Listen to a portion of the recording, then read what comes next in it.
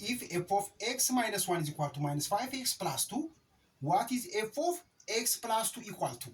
የተሰጠን ምንድን ነው f of x minus 1 ነው minus 5x plus 2 ይላል አይደል f of x plus 2 ለመፈለግ ምን እናደርጋለን let u is equal to x minus 1 ብለን እንነሳ then x is equal to ምን ይሆናል u plus 1 ይሆናል አይደል then f of x minus 1 ማለት u ማለት ነው አይደል then u is equal to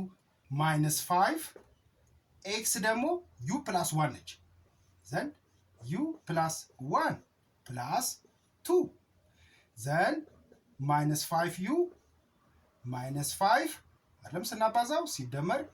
2 then minus 5u minus 3 ይሆናል ማለት ነው f of u ምን አገኘን minus 5u minus 3 ይሆናል አይደለም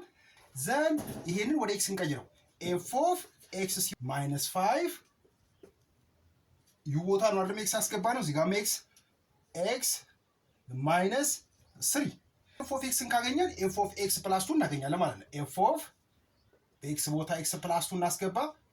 እዚህ ጋር minus 5 x plus 2 minus 3 then minus 5x minus 10 minus 3 then minus 5x minus 10 minus 3 minus 13 አይደለ then f of x plus 2 is equal to እንደዚህ ይሆናል ማለት ነው b